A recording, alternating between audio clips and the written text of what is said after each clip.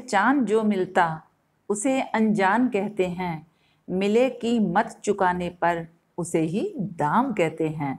अपनी लिखी इन्हीं पंक्तियों से आप सभी का बहुत बहुत स्वागत करती हूँ और उम्मीद करती हूँ कि आप जहाँ कहीं भी होंगे स्वस्थ और खुशहाल होंगे, साथ ही साथ अपने बच्चों का भी बहुत अच्छे से ख्याल रख रहे होंगे। देखिए, वैसे हम और आप तो पेरेंटिंग पर डिस्कशन करते ही रहते हैं। आपको मेरे वीडियोस पसंद भी आते हैं और काफ़ी हेल्पफुल भी हो रहे हैं। लेकिन आप में से बहुत सारे पेरेंट्स अक्सर ये सवाल करते हैं कि मैम ऐसी कोई वीडियो बनाइए जिससे हमें पता चल पाए कि पेरेंटिंग के लिए पेरेंट्स में किन किन बातों का होना बहुत ज़रूरी है, ताकि हमारे लिए भी पेरेंटिंग आसान हो सके। तो आज आपकी इसी प्रॉब्लम को सॉल्व करने के लिए मैं आपके साथ कुछ ऐसे टिप्स शेयर करूंगी जिससे कि आपके लिए भी पेरेंटिंग बहुत ही आसान हो जाएगी। तो चलिए बिना देर के शुरू करते हैं आज का वीडियो। फर्स्ट पॉइंट है कि बच्चे को एज एन इंडिविजुअल ट्रीट करें। देखिए, बच्चों को एज एन इंडिविजुअल ट्रीट करने का मतलब है कि बच्चों को बच्चा बिल्कुल भी ना समझा जाए, उसको एक इंडिविजुअल की तरह आप ट्रीट करें। जितनी रेस्पेक्ट, जितना लव, जितना अफेक्शन आप अपने लिए चाहते हैं, बिल्कुल उतना ही आपका बच्चा भी अपने लिए चाहता है। यानी कि आपकी और बच्चे की ज़रूरतें सेम हैं। जब आप बच्चे को एज एन इंडिविजुअल ट्रीट करते हैं तो आप उसको प्यार और रेस्पेक्ट जो देते हैं वही बच्चा आपको भी लौटाना सीख जाता है। और जब बच्चा इस तरह से आपको लौटाता है, यानी कि आप एक दूसरे की ज़रूरतों को पूरा करने लगते हैं, तो आप खुद देखेंगे कि आपकी और आपके बच्चे की जो इक्वेशन है वो डे बाय डे कितनी इम्प्रूव होती जाएगी। और आप एक अच्छे पेरेंट कब बन जाएंगे ये आपको खुद भी नहीं पता चलेगा। तो आपसे मैं एक बार फिर यही कहूँगी कि बच्चों को बच्चा समझने की गलती बिल्कुल भी मत कीजिएगा, उसको एक इंडिविजुअल की तरह ही ट्रीट कीजिएगा। नेक्स्ट पॉइंट है कि बच्चों से बातचीत करते समय अपनी भाषा और अपनी शैली का बहुत ज़्यादा ध्यान रखना चाहिए। वैसे इस पर एक डिटेल वीडियो बना चुकी हूँ, अगर आप चाहें तो डिस्क्रिप्शन बॉक्स चेक कर सकते हैं। शब्द एक ऐसी चीज़ है कि जिसका बच्चे पर बड़ा गहरा असर पड़ता है। अच्छे शब्दों का बच्चों पर बहुत ही ज़्यादा पॉजिटिव असर पड़ता है और गलत तरीके से बातचीत अगर बच्चों से की जाए तो उसका बच्चे की पर्सनैलिटी पर बहुत नेगेटिव असर पड़ता है। इसलिए बच्चों से बातचीत करते समय अपने शब्दों का विशेष कर आपको ध्यान रखना है। इन शॉर्ट आपसे यही कहूँगी कि बच्चों से कब, कैसे और क्या बात कहनी चाहिए, इस बात का आपको हमेशा ही ध्यान रखना चाहिए। कहने को ये बात बहुत छोटी सी है, लेकिन बच्चों के लिए बड़ी ही असरकारी होती है। नेक्स्ट पॉइंट है कि घर में टॉक्सिक एनवायरनमेंट बिल्कुल भी क्रिएट ना करें। देखिए, अक्सर पेरेंट्स की आदत होती है कि घर में पड़ोसियों की, रिश्तेदारों की, इधर उधर की बुराई भलाई बहुत ज़्यादा करते हैं। और जब आप इस तरह की बातें घर में करते हैं तो आपके बच्चे भी इसी तरह की बातें करना सीख जाते हैं। तो मैं आपसे यही कहूँगी कि आप अपने घर में इस तरह का माहौल बिल्कुल भी ना रखें। आप अपने बच्चों को अच्छी ही बातें सिखाएं और घर में अच्छा ही माहौल बनाकर रखें।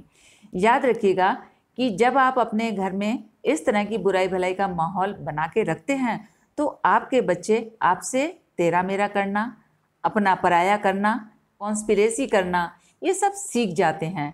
और एक बात और याद रखिएगा कि सबसे पहले ये बच्चे जब बड़े होंगे तो आपके ऊपर ही ये फॉर्मूला अप्लाई करेंगे। फिर आप ये कहेंगे कि पता नहीं इन बच्चों ने ये सब बातें कहाँ से सीख ली। तो इसलिए आपसे यही कहूँगी कि अपने बच्चों की नज़रों में कभी भी बुरे मत बनिए, क्योंकि ऐसे माता पिता के बच्चे कभी भी उनकी इज्जत नहीं कर पाते। बड़े होने के नाते एक टिप आपके साथ ज़रूर शेयर करूँगी। देखिए, कई बार ऐसा होता है कि लोग आपको बुरा कहते हैं और आपको बुरा भी लगता है। आप घर आकर बहुत ज़्यादा बड़बड़ाते हैं, गुस्सा करते हैं। तो मैं आपसे यही कहूँगी कि घर आकर बड़बड़ाना, बुराई भलाई करना, इधर उधर उसकी बातें करना, ये आदत बिल्कुल भी अच्छी नहीं है।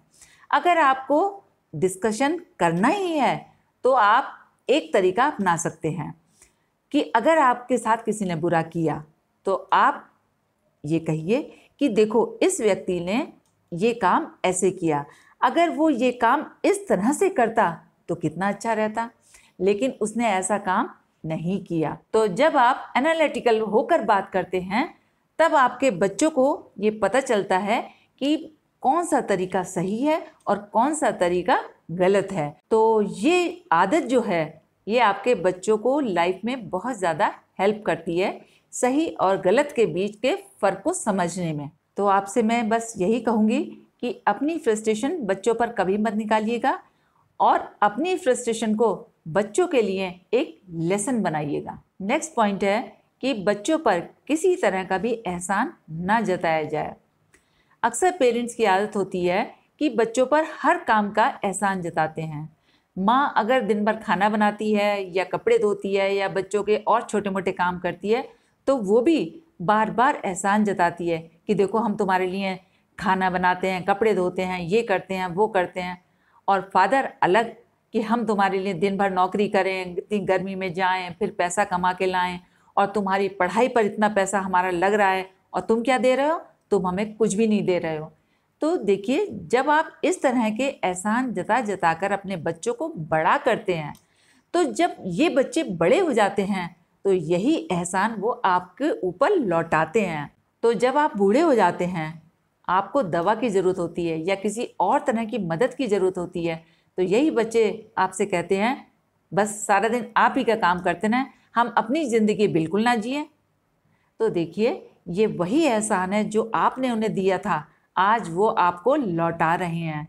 और यही वो बच्चे हैं जो बड़े होकर माता पिता को वृद्धाश्रम में छोड़ आते हैं या घर में रखकर भी उनके साथ में बुरा व्यवहार करते हैं क्योंकि आपने उन्हें इसी तरह से पाला है। तो एक बात याद रखिएगा, जब बचपन में आप बच्चों को मारते थे, पीटते थे, एहसान जताते थे तब सब लोग यही कहते थे कि ये माता पिता बहुत सख्त हैं। लेकिन जब बच्चे बड़े होकर आपके साथ में बुरा व्यवहार करते हैं तो लोग कहते हैं कि बच्चा कितना बदतमीज़ है। एक बात याद रखिएगा, ये बच्चा बदतमीज़ नहीं है, इस बच्चे ने बदतमीज़ी आपसे ही सीखी है। तो एक बार मैं फिर आपसे यही कहूँगी कि जैसा व्यवहार आप अपने लिए चाहते हैं कि बच्चे दें, बिल्कुल वैसा ही व्यवहार बच्चों से करना सीखिए। लास्ट और सबसे इम्पॉर्टेंट पॉइंट है कि बच्चे माता पिता का ही रिफ्लेक्शन होते हैं, उनकी परछाई होते हैं।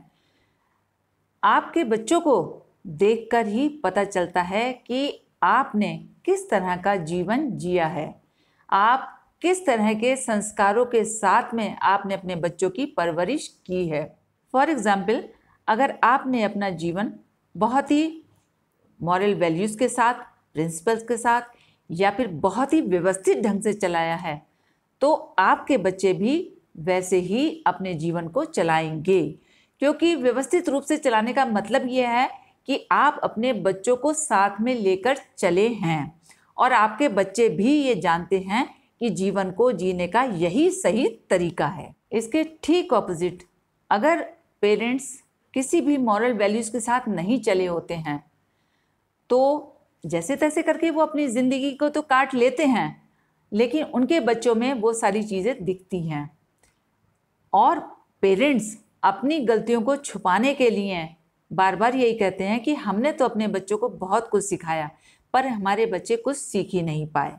तो देखिए, अगर आपने कुछ सीखा है तो अपने बच्चों को भी सिखाना आपकी जिम्मेदारी है, और अगर आप नहीं सिखा पाए तो इसका मतलब है कि आपके अंदर वो चीज़ें थी ही नहीं। तो इसलिए इस बेकार के पर्दे को डालने की कोई ज़रूरत नहीं है, हर इंसान को दिखाई दे ही जाता है। चलते चलते आपसे बस इतना ही कहूँगी कि माँ बाप की सबसे बड़ी जिम्मेदारी होती है बच्चों को बेहतर बनाना, और बच्चों को बेहतर आप तभी बना सकते हैं जब आपके अंदर क्षमताएं हों।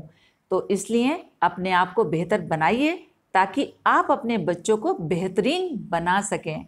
आज के लिए बस इतना ही, फिर मिलेंगे नेक्स्ट वीडियो में। तब तक के लिए जय हिंद, जय भारत।